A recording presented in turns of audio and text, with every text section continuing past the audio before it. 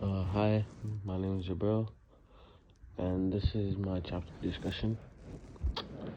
So, for the first question, part one. So, for part one, the first question I answered was, which layer of government do you think was most responsible for the events following Hurricane Katrina and why? And this is what I said. I said that Hurricane Katrina was a really big storm that hit the coast of the USA in 2005. A lot of people got hurt and lost their homes because of it. After the storm, there were a lot of problems that needed to be fixed, like getting food and water to people and cleaning up all the mess. When something like this happens, different levels of government have different jobs to do. The federal government is in charge of the whole country.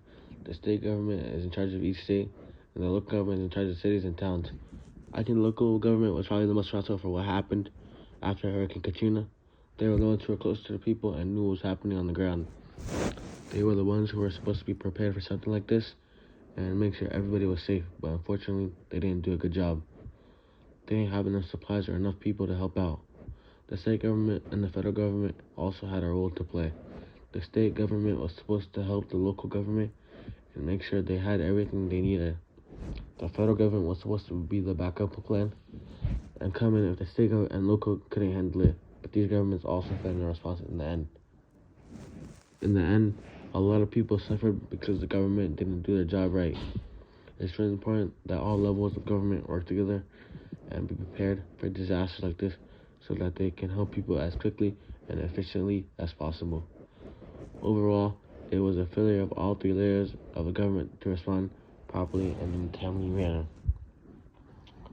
So that's what I said for the first question.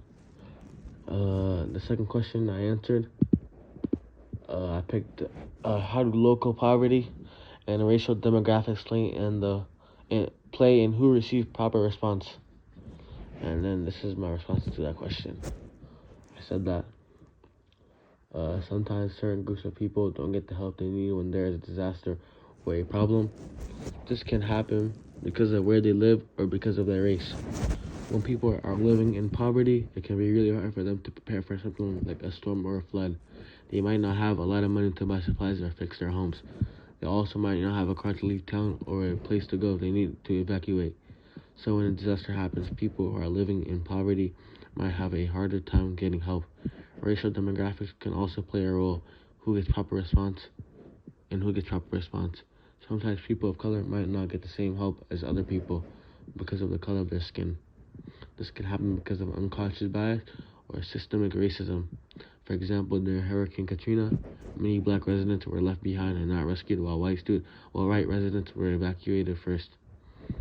It's really important that everyone gets the help they need no matter where they live or what they look like. But sometimes it does not happen. That's why it's important to make sure that everyone is treated fairly and that everyone has what they need to be safe. To make sure that happens, it's important to have people from different backgrounds working in government and organizations that help during disasters. They can understand the specific needs of different communities and make sure everyone is getting the help they need. Also, it's important to have plans in place that take into account the needs of different groups of people. Overall, poverty and racial demographics can play a role in who receives proper response during a disaster. It's important to be aware of these issues and work to make sure everyone is treated fairly and gets the help they need. So that's the first part.